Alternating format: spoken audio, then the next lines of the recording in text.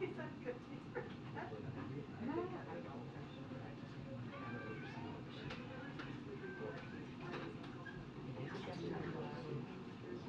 I appreciate it. It's the help already. Yeah. Yeah, I've got somebody on deck. Awesome. Pretty sure. Oh, that's right. Stop making fun of me. Yeah. He was like, I didn't get with his I would try. Yeah, I would try. Yeah, I asked him about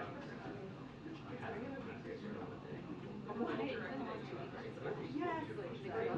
you know, if you're so sad.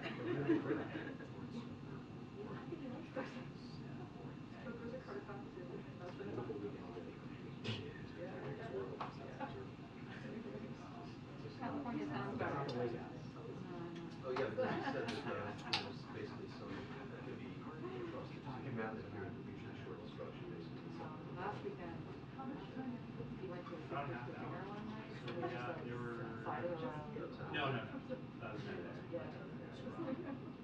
In one of the conference rooms. Felt like 2016 all over.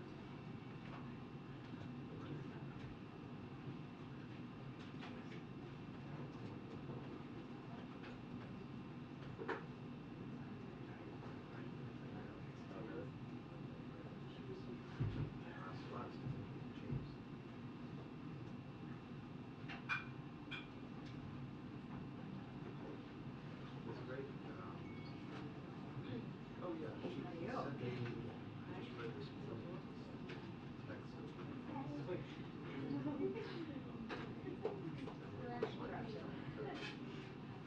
Reception.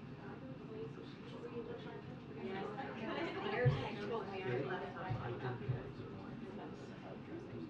It was great. Beautiful. And guess what? He really sucked. She was almost the same. Yes. Even like gap black t-shirt. Although if there's a place in the world Green. let's check. Hello. Oh yeah.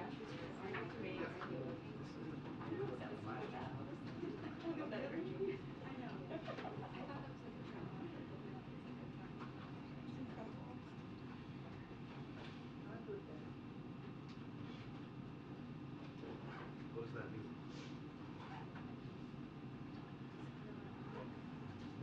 Okay, but what does it say?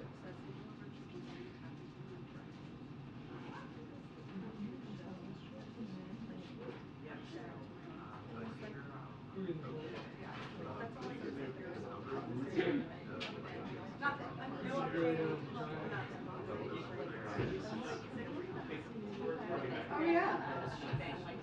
It's more rosy.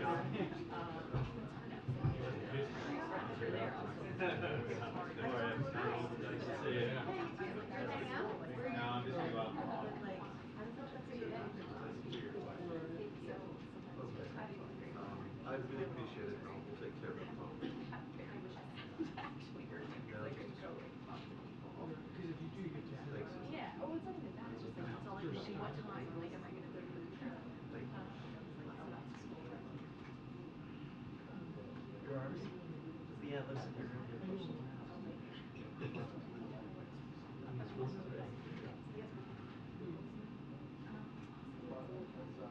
Hey,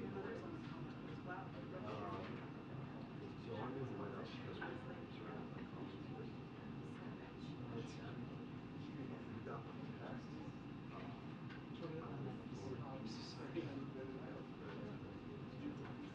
What I understand is that first and then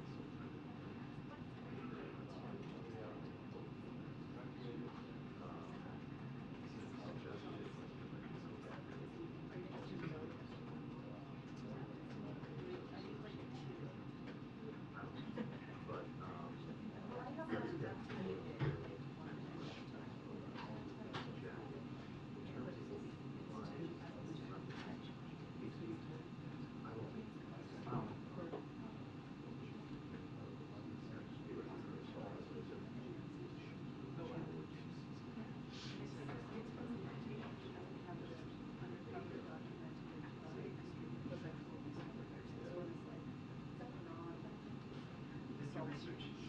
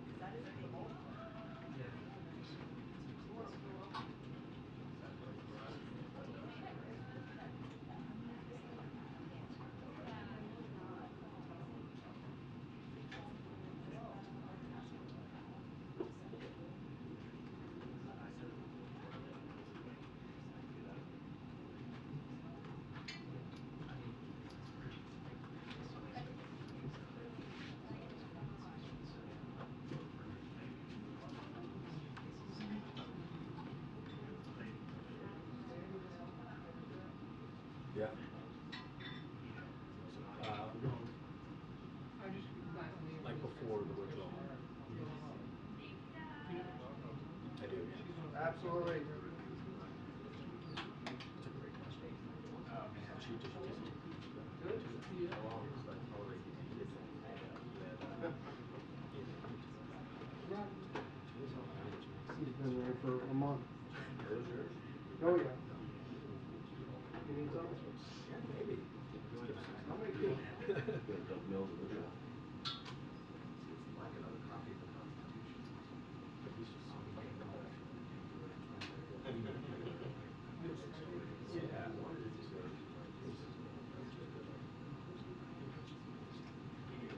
Yeah. There was a makes sense. I feel like they always have the early bishops. Oh, really?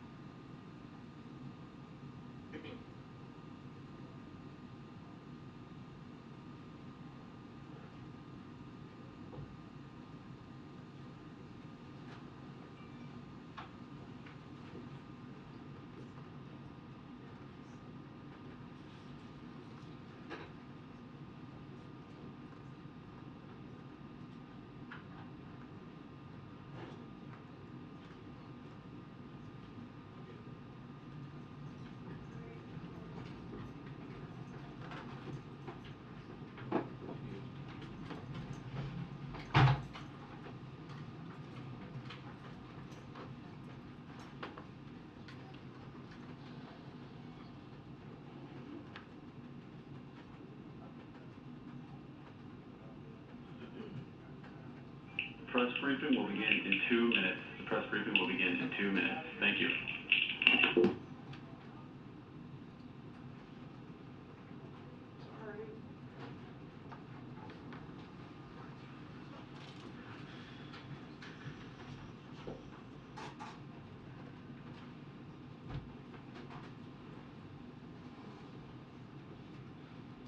What's up?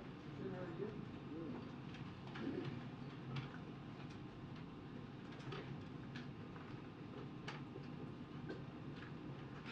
Yeah, yeah, it goes.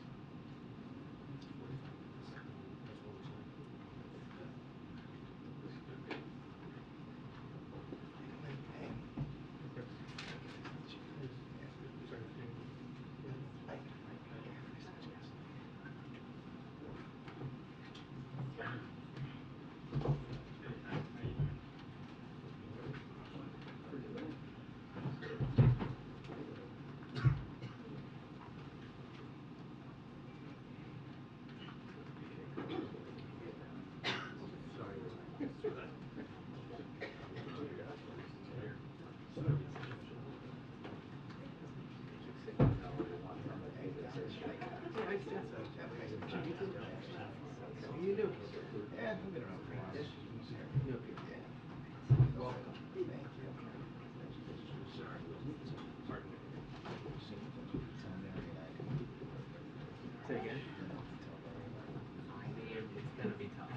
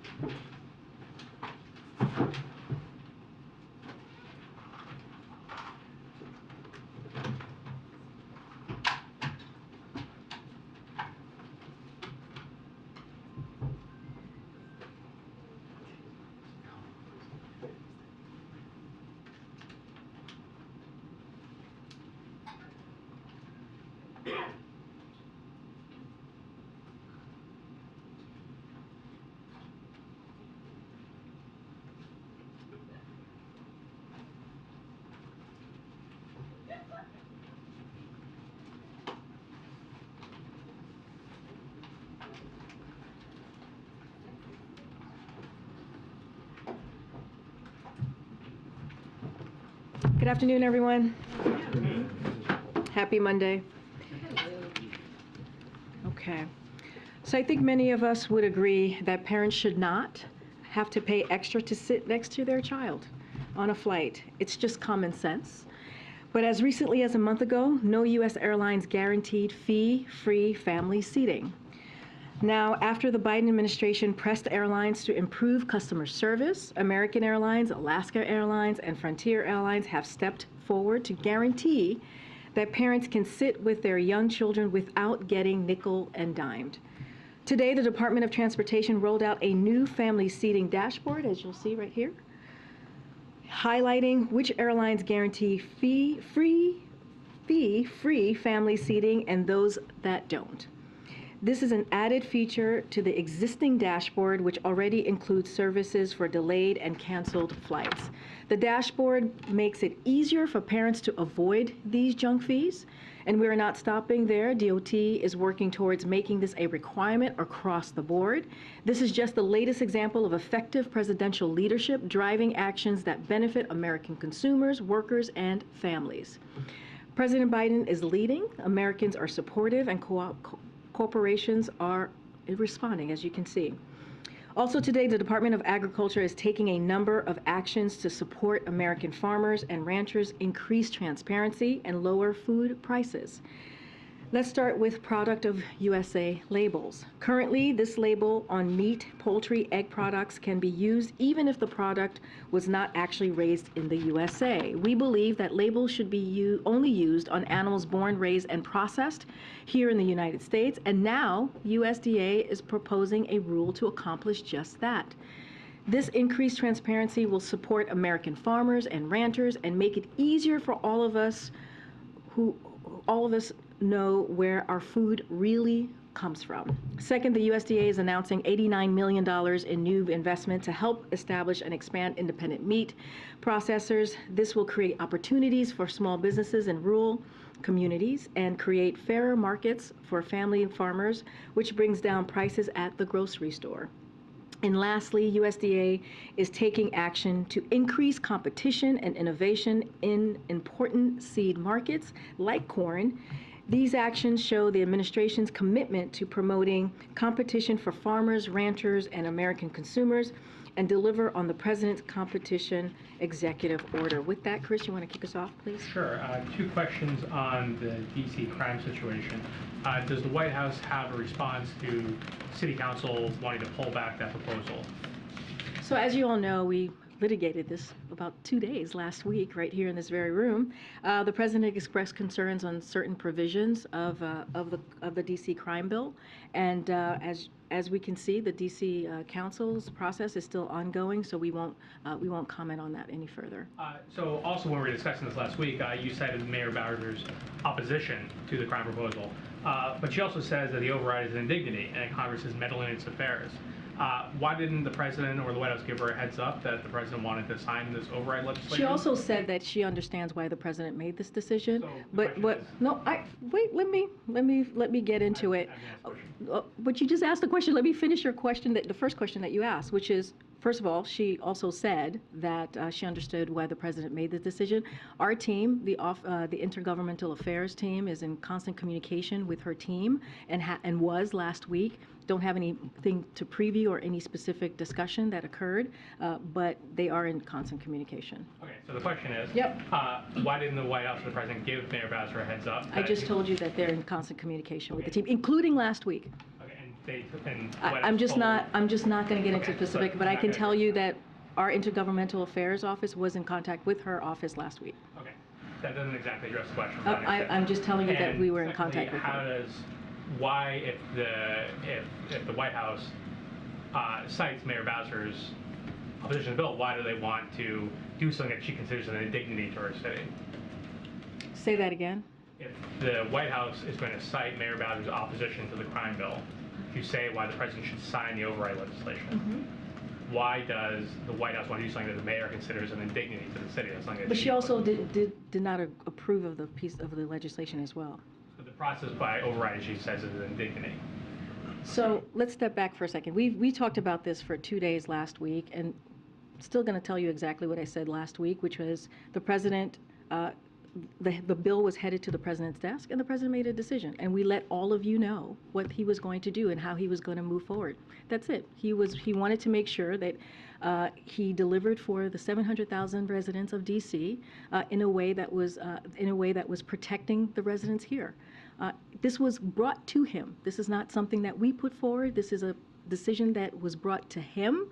And he wanted to be very clear and communicate with the people of D.C. and with all of you and how he was going to move forward. One more legislative question. There's a resolution going forward allowing that would bar retirement plans from offering ESG considerations.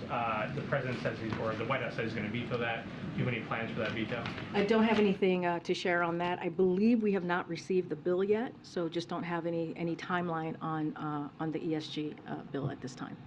All right. Thank you. A couple questions about East Palestine, Ohio.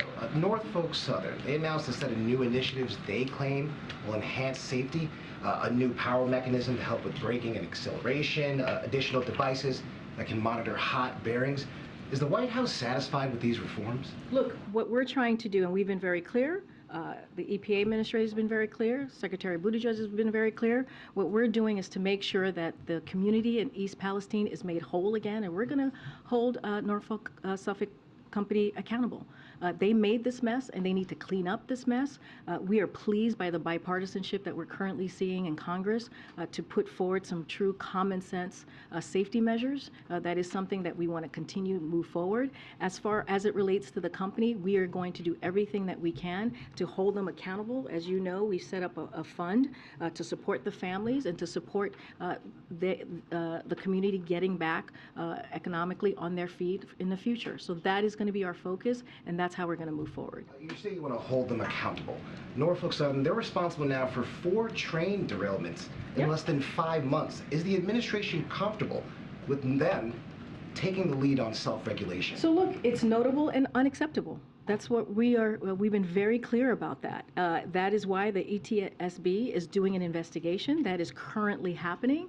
That is something that occurred with the first derailment. We saw within hours Secretary Buttigieg go into action and respond by making sure that the investigation started. The same thing on Saturday. The investigation has been for NTSB was just called to move forward this morning. And so that's what we're going to see. We're going to have an investigation. We're going to see exactly what occurred. But in the meantime, we have to hold them accountable to make sure the community is made whole again. Are there any plans for President Biden to visit East Palestine? I don't have anything to share on a planned visit for the president to Ohio. Go ahead. Thank you, Corinne. Speaker McCarthy is planning to meet with the leader of Taiwan in California. Does the White House have a reaction to that, and are you advising him at all ahead of that meeting? So I don't believe Taiwan has announced any travel for the president of Taiwan. Taiwan's presidents have traveled to the United States in the past, so I would refer you to Taiwan for anything specific on that. And certainly I would refer you to the Speaker's office any potential meeting that he may be having with the president. I just don't, from what I understand, no announcement has been made. Preference that a meeting like that would take place in California as opposed to Taiwan to avoid... Again, I'm just not going to comment on something. No, I totally hear your question, Jeff. It's just not something that I'm going to comment on since it doesn't seem like it has been announced at this time or any travel has been put forward. All right, and one other topic. Former President Trump said over the weekend in his CPAC comments multiple things. One thing he said to his supporters was, "I am your justice, and for those who have been wronged and betrayed, I am your retribution." Does the White House have a response to that? As you know, because of he is a 2024 candidate, and we are covered here by the Hatch Act. I'm just not going to comment on those words that the speech that he made this weekend. Just want to follow up on something one of my colleagues asked about last week. There were protests this weekend in Iran related to the poisoning of the alleged poisoning of the schoolgirls there. If the administration has any updates in terms of what they've seen or any investigations that may be underway at this point in time. So, as you know, Phil, we are closely following this deeply concerning situation that we're seeing currently in Iran. The continued poisoning of schoolgirls across Iran is unconscionable. There must be a credible, independent investigation, accountability for those responsible. If these poisonings are related to participation in protest, then it is well within mandate of the UN's independent international fact-finding mission on Iran to investigate. Women and girls everywhere have a fundamental right to education. Time and time again, it has been demonstrated that when women and girls receive an education and are able to contribute to their economies, it benefits society as a whole. So the possibility that girls in Iran are being possibly poisoned simply for trying to get an education is shameful and it's unacceptable. And our thoughts remain with the victims and their families. And again, it is unacceptable and unconscionable. And, just one more, there were reports over the weekend that there are 2 Ukrainian fighter pilots that are in the United States right now training on simulators. Wondering if we're supposed to read that as the potential for new capabilities the U.S. may send, or kind of what the genesis of that decision-making is? So, look, the president has already spoken to F-16s, as you all know, and nothing has changed. For what the president said is it is not on the table for now, and so that hasn't changed. So I'll leave that there. Can you speak to the incident involving 4 U.S. citizens in Mexico who have come under gunfire and have been kidnapped, and how the administration may be able to get information out of Mexico, or what the status of that is right now? So I have a statement here that I want to read out to all of you. We are closely following the assault and kidnapping of 4 U.S. citizens in Matamoros, Mexico. These sorts of attacks are unacceptable.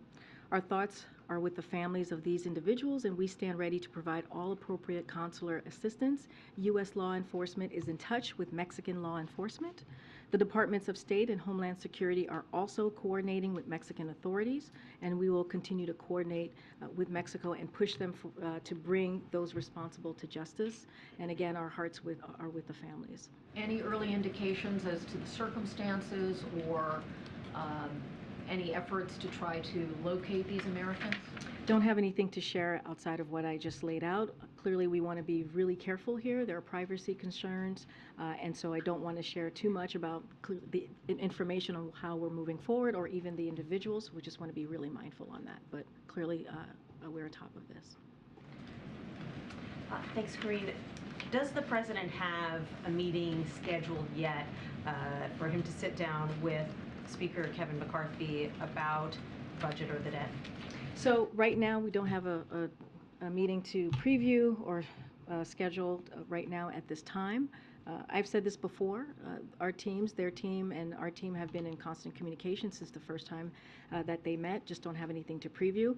As you know, the president's going to be putting forward his budget on March 9th, and we have called on Republicans in the House to do the same, to be transparent, to lay out exactly what it is that how they want to move forward with the fiscal year.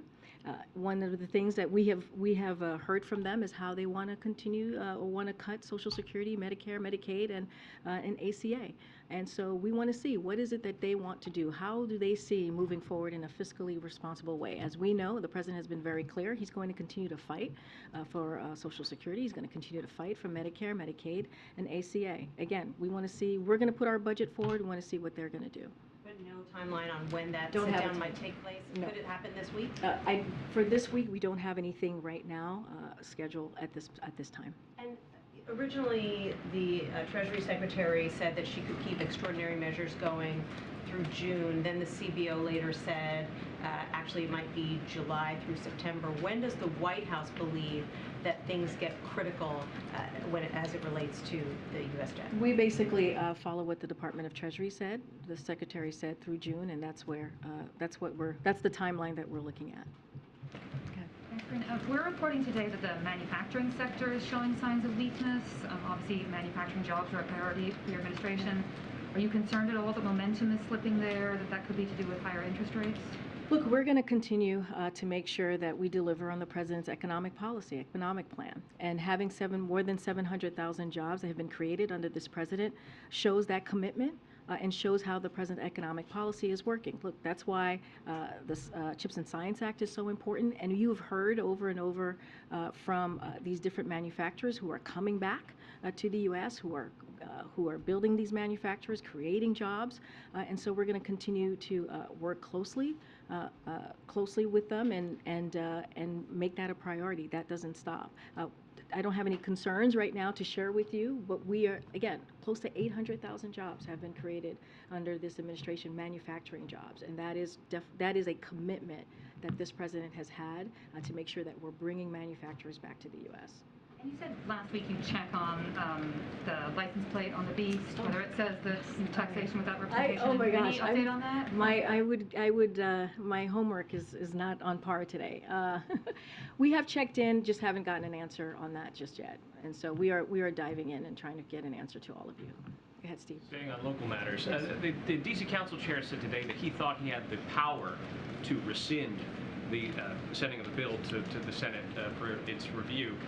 Was there any communication between the White House and Council Chairman Mendelson's office prior to his press conference today? So our team was made aware earlier this morning. As you know, when it comes to how the Senate, the mechanics of the Senate move forward, that's something for the Senate. I encourage you to ask them and how that will work and how that will move forward. But yes, we were given a heads up this morning. The Senate intends to move forward with its vote on the resolution to disapproval. The president still intends to sign it. Is that right? If look again, we've made ourselves very clear. If the bill comes to the president's desk, he will sign it. One other question on this. I don't think you've been asked this directly before, but last week you said that the president viewed what the D.C. Council did as unacceptable. You specifically talked about how the bill would reduce penalties for armed carjacking, and you even mentioned sexual assault. So the question is why the president would still support D.C. statehood if the council is going to pass bills that the president finds unacceptable. Why would the president empower the council to have the power of a state legislature that he couldn't check? Because he believes, and he has for some time now, that D.C. should be a 51 state. They should have a statehood. Again, the reason why the president, we responded to this and answered the question of if he was going to sign it or not is because it was coming to his desk, as we know from last week. And so the president communicated that, we communicated that, but it doesn't change that he encourages Congress to pass a bill that makes D.C. a state, and he will sign it. He believes that cities and states should be able to govern for themselves. Last one in this. Advocates of D.C. statehood say that what has happened here in this episode is that the effort has been set back significantly. That essentially what the president has done is he's given juice to opponents of statehood, and statehood opponents say that this episode has proven them right, that the D.C. government should not be self-governing without Congress's involvement. Well, we disagree, right? We believe D.C. should be a statehood. I mean, we've been very clear. The president has been very clear. Again, D.C. is not a state, it's not a city. The reason why this bill was coming before the president is because that is the case, right? It's not a state, it's not a city. So doesn't mean that it stops our support for their statehood. Doesn't mean that the president has changed his mind on that. We still support that and want to see that happen. And we're going to continue to encourage Congress to move in that way. There's a bank that's having some issues right now called Silvergate. I'm wondering if you guys are monitoring that. On Friday, they shut its crypto-focused payments network, Silvergate Capital. And they said in a filing last week that they may have to evaluate their viability after $1 billion loss in the fourth quarter. Is there anything the administration is doing to monitor that, or stepping in, that sort of thing? So we are aware of the situation and monitoring the reports. Won't comment on Silvergate specifically, but it is obviously only the latest company in the cryptocurrency field to experience significant issues. In recent weeks, banking regulators have released guidelines on how banks should protect themselves from risks associated with crypto.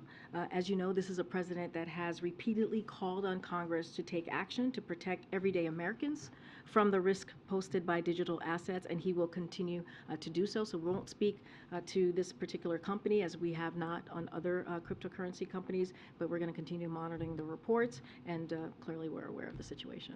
Thank you. And can I just ask briefly on the Fed chair search, Fed vice chair, search, is there any update you can give us? And in particular, Senator Warren is a critic of Chairman Powell and has called on the administration to appoint a vice chair that is effectively a counterweight to Chairman Powell in decisions on interest rate hikes. Do you have a view on that? Are you, in essence, trying to counterweight the chairman in this process? And where is the process at right now? I'm certainly not going to get ahead of the president's process or lay out what he's thinking or how that process is going to move forward. What I can say is this is a priority for this president. I don't have anything to preview on any specific candidates or announcements, but clearly we'll have something in the near future. I wondered, Karina, if you could comment on some efforts in Republican states like Florida and Texas where they're cracking down on undocumented immigrants. In the Florida legislature, there's a proposed bill that looks at requiring private companies to do more to check the immigration status of their employees. In Texas, there are lawmakers considering a bill that would deny undocumented children access to public education. Does the White House have any comment on these efforts? So I haven't seen these bills. What I can say is, and as you know, on the first day of this president's presidency in his tenure, first day of his tenure, he said very, very clearly that he took immigration reform very seriously, and he showed that by action, by putting forward a piece of legislation that was comprehensive, that dealt with the immigration issue that we have seen in this country for some time in a real way. And he asked Congress to take action as well. And so I can speak to that. I can speak to how the president wants to move forward in a way that we're protecting our border in a secure way, which is why he's taken actions, whether it's the parolee program, whether it's putting 24,000 federal agents on the ground and making sure that we're doing this in a safe and humane way. And so that's what I can speak to. That's the way the president wants to move forward, and I'll just leave it there.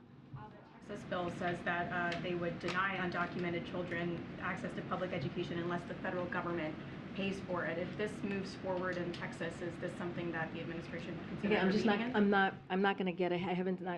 I haven't seen that piece of legislation, haven't talked to our team. I'm just not going to get ahead of any state, local legislation. What I can tell you is what the president has put forward and what he has, how he sees this process moving forward on the federal level is coming together with Congress coming together with us, Republicans actually taking real action and not doing political stunts, because that's what we see in these states is continued political stunts and not really dealing with an issue that they can. If we came in a bipartisan way, we can actually deal with the immigration concerns in this country. But they refuse to do that. Thank you.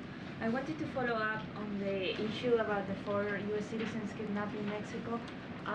Has the president been informed? What was his reaction? If you can share anything about that. I can tell you the president is aware and has been informed.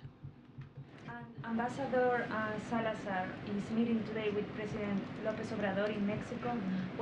What message does the administration want to convey, or what is your priority for that meeting?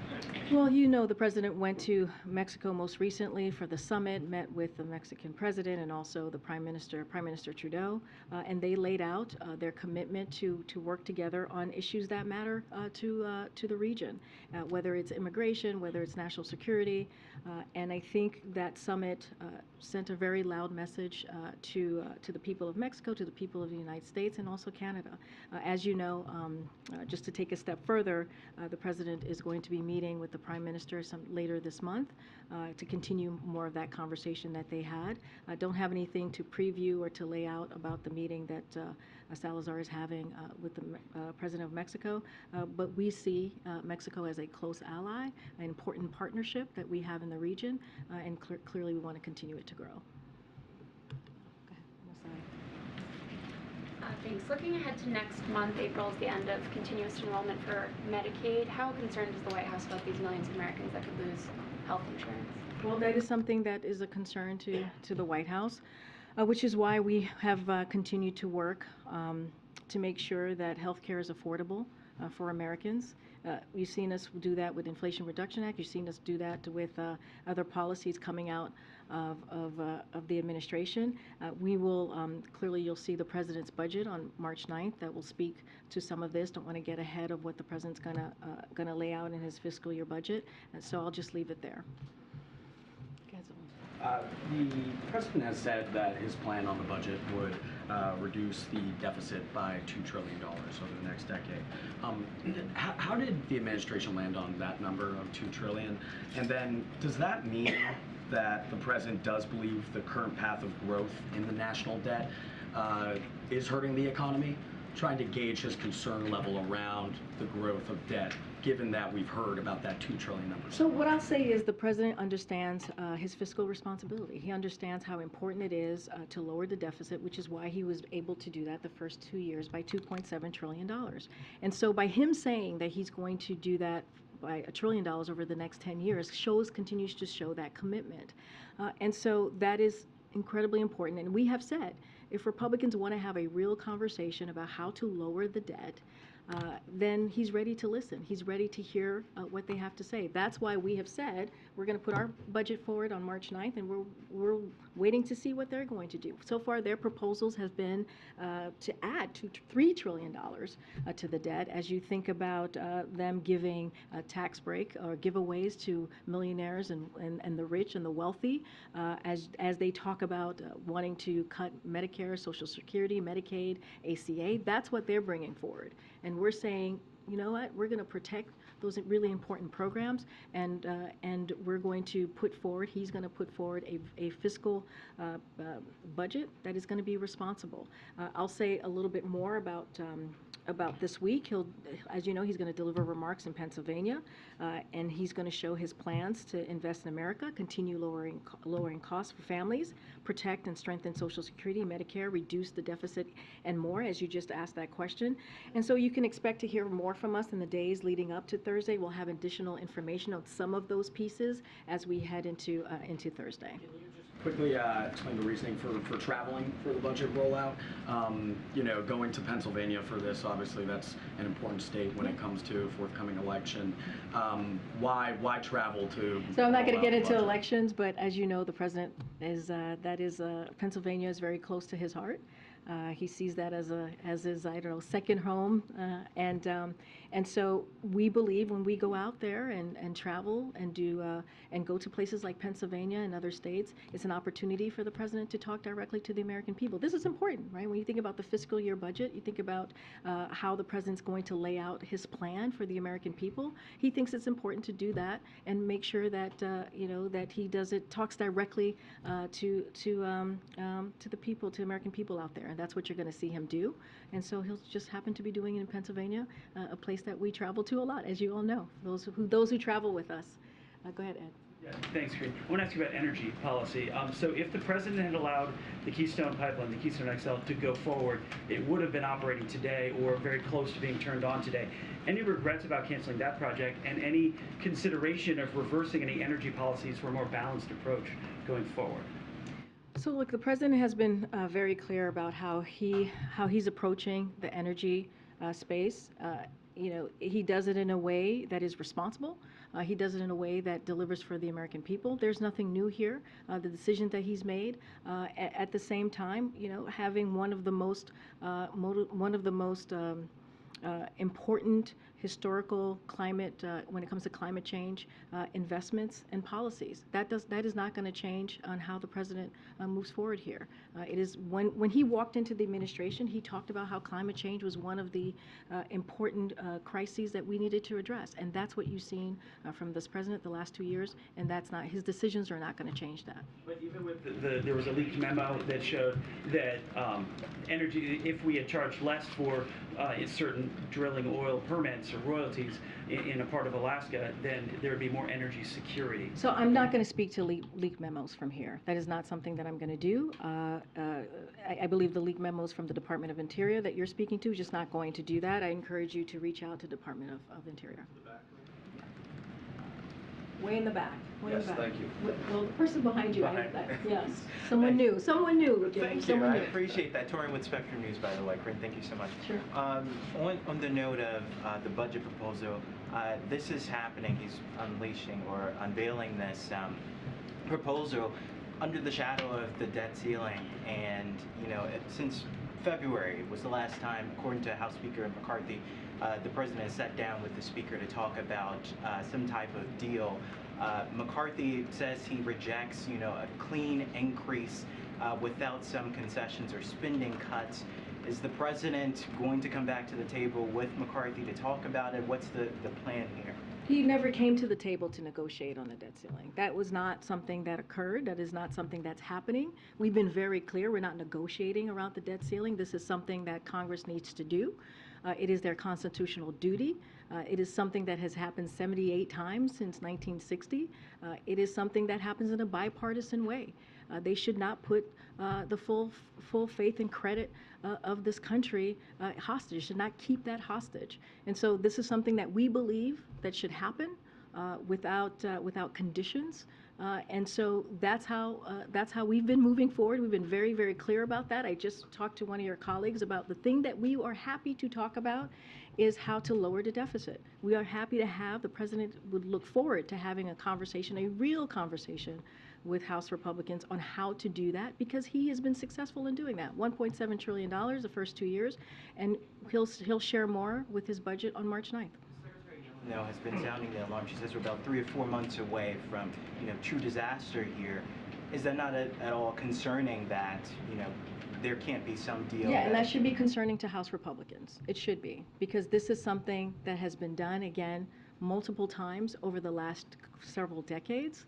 And this is something that is their constitutional duty to do, is to lift the debt ceiling. And it's been done in a bipartisan way. They did it 3 times under the last administration.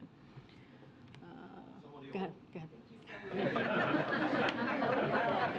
Wow, James. A group of one. I am just referring to myself. I'm going to take that because I think I'm plenty old. I have 2 today. First of all, on the Taiwanese president, how does the White House feel about her proposed visit to the U.S.? What outcomes do you hope to see from it? And will any administration officials be meeting with her? Right now, there's no planned travel, so I'm not going to speak to a travel that has not been planned. And as stated earlier, it wouldn't be the first time that a Taiwanese president has traveled to the U.S., but I'm just not going to speak to a travel that has not been locked in yet. He has a second question about the International Women of Courage Awards. You're giving an honorary award to the women and girls of Iran. Who's going to be accepting that on their behalf? And what sort of message does it send? If they can't be here, they can't participate. What is the point of doing this?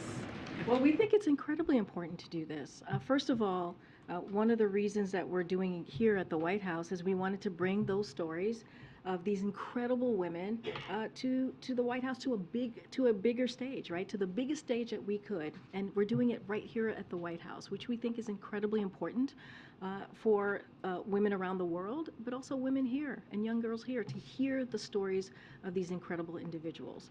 Girls everywhere need to know that there are women who are fighting for them, transforming their communities and building a better world for all of us. And so we think it's critical, we think it's important, we think it needs to be seen, and we are really thrilled to see this on Wednesday. Don't have anything more to share. We'll have more to preview in the next day or 2. Thanks, Reed. Just to circle back on something you said earlier about D.C., you said D.C., it's not a state, it's not a city. What did you mean? Meaning that what I'm trying to say is it's not a statehood, it doesn't have statehood, right? And I've said this before, said it last week, nothing new. I'm not saying anything that's new here. And because it's not a statehood, right, the president had to make a decision. This bill was brought, because this bill was about to be taken to his desk. And that's the only reason this is happening. And so, again, the president's going to continue to support D.C. statehood so that we can see it govern for itself. That's what he believes. He believes that cities and states across the country should be able to govern on its own. Can you just give us, I know this was a decision made last week, but obviously affects hundreds of thousands of people here in the district. 700,000 people, yeah. What was was there a policy process around this decision? When did the president know about it? Did he speak with the mayor himself? Were there any sort of conversations, or how did he come to this decision? So I don't have a timeline to lay out for you on the process and how it occurred. I don't have a conversation to preview for you with the mayor. As I mentioned before, our offices here, not just the Intergovernmental Affairs, but other White House offices are in regular touch with the mayor and her office and her staff, but just don't have anything to lay out. But look, the president knew he had to make a decision. He had conversations with his team, and he made that decision. Get in the back. Following up on that, there's another DC DC Council disapproval resolution that is pending related to non-citizens voting in local elections. Is there an update on the President's position, something more definitive on whether he would sign that bill? So I can tell you, and I was asked this last week, the President does not support allowing non-citizens to vote in federal elections. We've been clear about that from here. As it relates to that particular vote or that particular bill, I don't have any updates from here to share with you on that, and we'll update you as soon as if we have anything, if that changes. Thank you. I have a question about the Willow project in Alaska.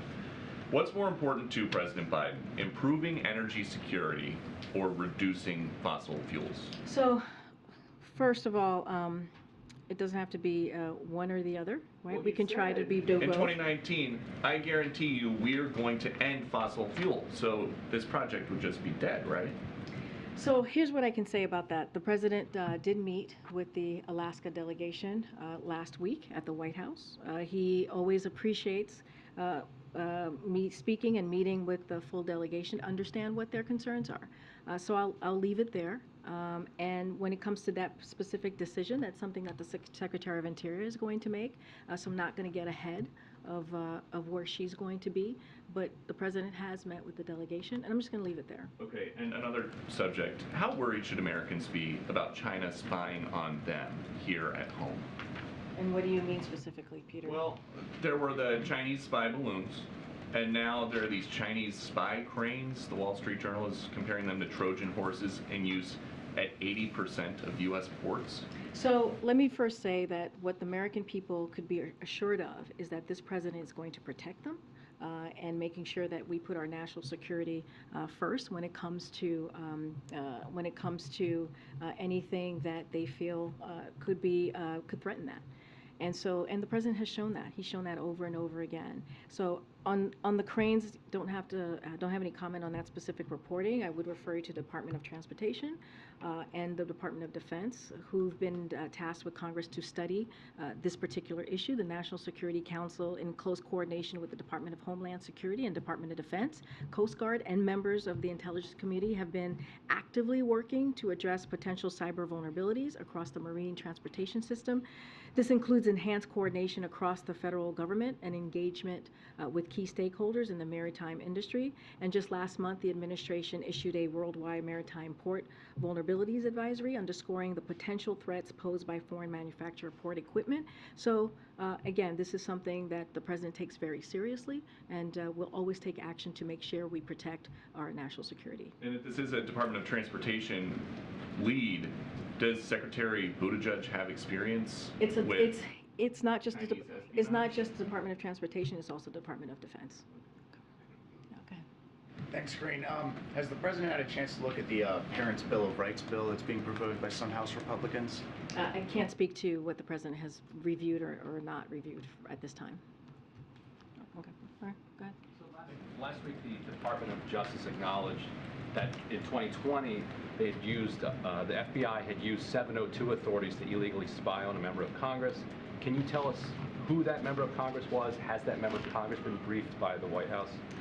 I would refer you to Department of Justice, just not going to speak to that from here. Go ahead. Thanks, Corinne. On the budget that's coming out later this week, you've referred to it as fiscal year budget, which it is. It has also been talked about in the last couple months as it relates to the debt ceiling. And we've heard the president in the recent months as well talk about the need to finish the job. He talked about it at the State of the Union, mentioned that phrase today. Should we view the budget that's coming out, I know you won't get into specifics, but in terms of this fiscal year document, in terms of needing to take on the debt ceiling, or in terms of something much bigger than that, a job that the president wants to finish in the upcoming So when he talks about finishing the job, he talks about looking at the first 2 years of his administration and what he's been able to accomplish. You hear the president speak to how he has built an economy or wants to continue to build an economy from the bottom up, middle out. You think about the historic pieces of legislation that he's been able to get done. We were talking about, someone just asked me about the manufacturing jobs. Almost 800 manufacturing jobs have been created under this president. That's because of his policies. You think about the Inflation Reduction Act, which lowers costs on healthcare, lowers costs on energy. It's going to change many people's lives. If you think about insulin and capping that at $35 for for our seniors. All of those things are incredibly important, and he wants to build on that. But then if you move forward and you fast forward and you look at just November and what happened during the midterms, the American people were very clear. They want us to come together and continue to deliver for them. They want us to continue to fight for their freedoms. They want us to continue to make sure that we lower cost. And so that's what the president's talking about. He's asking and saying to Congress, come work with us, Republicans. Why don't we come together and work in a bipartisan way so we can finish the job? And that was the message that the president said in front of Congress at the State of the Union, to finish what he started that has been historical and that is going to be transformational for families across the country. Secondly, a month ago, on February 6th, I'd asked you about TikTok, whether it was a national security risk, and you had noted that there was an ongoing CFIUS review at the time. Just last week, there was some conversation about this as well, and you said that it is a, quote, or you talked about the, quote, potential national security risk. So is CFIUS, just if you could clarify, does the White House believe that TikTok is a potential national security risk, or is that what CFIUS, when that process works itself through, will determine? So there's a CFIUS investigation, so we try not to dive in too much because there is a CFIUS process that's that's ongoing, and we want to let that process go forward. But we have been very clear on our concerns, like with apps like TikTok. I've said that before. You've heard us say that from here. We know certain countries, including China, seek to leverage digital technologies and Americans' data in ways that can present national security risks. And so that has been our statement. That is what we have said for the past several months. But again, it's under CFIUS. The committee is moving forward on looking into this, so we try not to get too far ahead of that. Go ahead. Thank you so much. On the budget, just following up on Zona's question, by traveling to Philly, the president is obviously making a big thing out of this budget, but we know that many Americans find it difficult to really understand what he's doing with the economy. It's not very concrete, and a budget is, as you said, like big figures, trillions, billions, and maybe not relatable. So what's his strategy to make it a little more real for, the So American I'm not going to get ahead of what the president's going to say. He's going to give remarks. He'll lay that out in front of the American people on how he sees the fiscal year moving forward, how he sees the budget for the American people. And he's going to be transparent. He's going to lay that out and be very specific. We've talked about how he wants to invest in America, right? He talks about how he's going to fight for Social Security, Medicare, Medicaid, ACA. Those are things that Americans understand very personally, especially if you think about these programs that they pay into. And so that is going to be very important for him to lay that out. But it's not just that. The president's going to be fiscally responsible. You all will see this. He'll communicate that directly with the American people.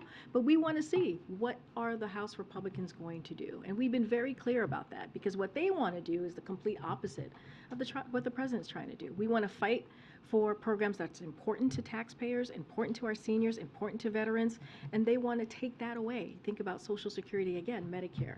And so you'll hear directly from the American people, but from the president. But in the last couple of weeks, in the last several months, the president has laid that out. You heard it at the State of the Union. He's been very clear on what he believes in, on how he sees the economy growing, and how he's going to continue to fight for Americans. Thanks, Corinne. On student loans, the president said last week that he's not confident that the Supreme Court will decide to clear his plan.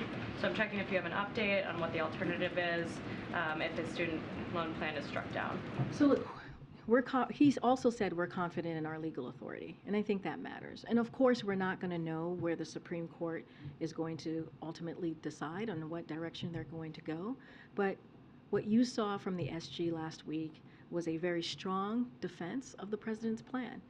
And right now, the plan that we have before the Supreme Court is the plan that we have for the American people.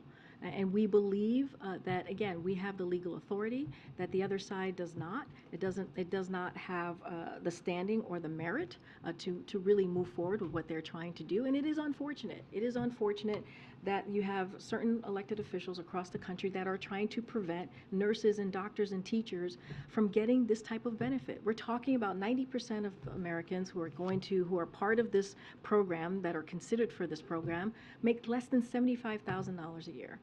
90%.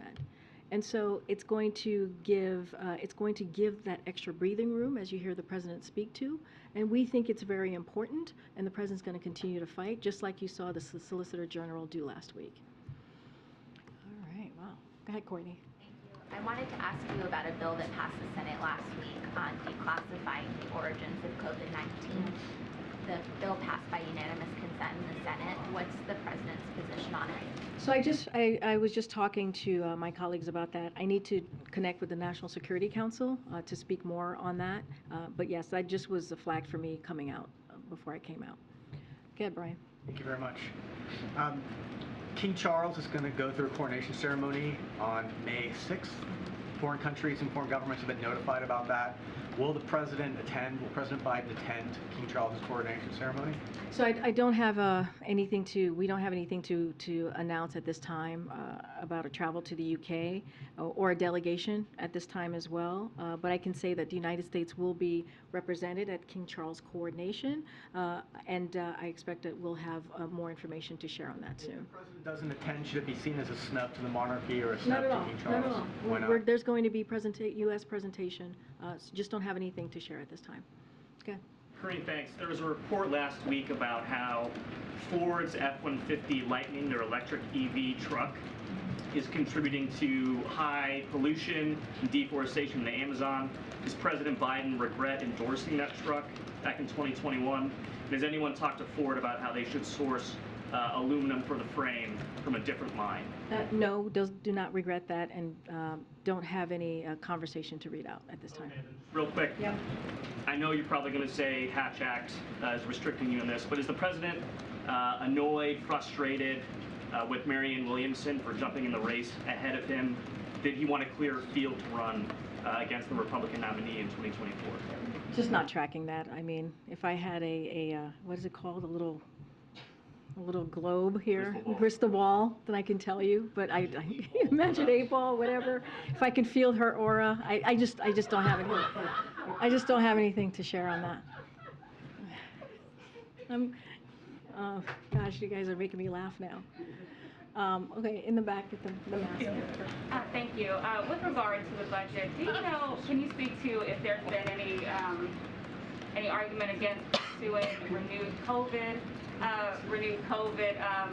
funding within the president's budget, and if so, what happened? Yeah, I'm not going to get ahead of the president's budget at this time. You'll hear directly from him on Thursday. I mentioned how we'll have some parts of his budget that we'll kind of lay out for all of you ahead of Thursday. I'm just not going to get ahead of the president at this time. Okay, go ahead. I wanted to ask you about the protests over the weekend near Atlanta. Dozens of people were arrested protesting the so-called cop city. Is the president aware of this, and is the White House worried about this escalating? Wait, say that again. What was the protest? The protest it's a facility, a training facility that's being constructed for police officers. It's called Cop City. It's near a black residential area. The protesters are concerned that this is going to lead to escalation of police militarization. There have been 23 that have been charged with domestic terrorism, but there were 35 people arrested. So the concern is the president aware of this? Is the White House concerned about this escalating? And then I also had a follow-up. The Georgia Attorney General has said that some of the people that have been arrested were from outside of the United States, from Canada, from France, from an international group that were here just to undermine American public safety. So is the White House tracking this, and how worried is the White House about this? No, I've not heard any discussions about this protest over the weekend, so we'd have to go back to the team and see where we are, where we're standing, and a response on that. This is the first time I'm hearing about this protest over the weekend, so just would have to come back to you on that. All right, Stephen. Okay, thank you, Corinne. I have a Saudi Arabia human rights question for you first, and then I'd like to ask you about Russia sanctions. Regarding Saudi Arabia, there's a 72-year-old U.S. citizen named Saad Al-Mahdi who is in prison for a series of tweets he wrote when he was in Florida. He was given a 16-year sentence in October, and you commented on the case then. The Saudi appeal system decided to review the case, and last month decided he needed an extra 3 years in prison, despite the White House condemning the original sentence. His son told me it was a middle finger to President Biden, and that he wants his father to be declared wrongfully detained. There's been some bipartisan reaction to this. Congresswoman Ilhan Omar told me that it's, quote, atrocious and unbecoming for the Biden administration not to declare him wrongfully detained. So does President Biden have a reaction to the new sentence, and is there a reaction to the one? So we have been monitoring the case of Mr. Saad Ibrahim Al-Mahdi, as you know. I think I've mentioned this before, not just myself, but my National Security Council colleagues have, as well. Since we learned of his arrest and have been in regular contact with his family, we have brought up and raised our concerns regarding this case at senior levels at the Saudi government. So that is something that we've been very vocal about and brought up again to government officials. And our belief is exercising the freedom of expression, including through social media, should never be criminalized. I'm not going to get into the process here and how we move forward. That's something that the State Department, as it relates to these types of issues, but we've made ourselves very clear, and we made ourselves clear as well to the Saudi government. It's fair to say President Biden is upset about the new sentence. What I can say is that we have raised our concerns and have spoken to this particular individual a couple of times from this podium. Regarding Russia's sanctions, I'm wondering if you could share the reason why President Biden hasn't sanctioned the Russian billionaires Vladimir Yevtushenkov and Yelena Baturina. How is he handling the conflict of interest there, given his son was a business associate of these two people? And can you confirm that as sitting vice president, he dined with Baturina in Georgetown? I'm just not speaking to anything that's related to his son from here. If you want to ask a question about Hunter Biden specifically, I would refer you to his family. And as it relates to any sanctions, I'm not speaking to individual persons that from Russia. Go ahead. Thank you. I want to ask you about COVID origins. I understand that administration is trying to get to the bottom of this. I just want to ask you if the final conclusion might look like. Is it going to look like each institution that is looking into and investigating come up with their own conclusions, or administration will have one final perspective? As you know, the intelligence community is looking into this. This is something that the president has asked since few months into his administration, and so they're redoubling down their efforts. They're looking into the origins of COVID. Clearly, it's important. He believes it's important to get to the bottom of this, especially as we look ahead to the future and trying to prevent any future pandemics. I'm just not going to get ahead of the intelligence community. They're working through this, and I'll just leave it there. All right. Thanks, everybody. I'll see you tomorrow. Thank you.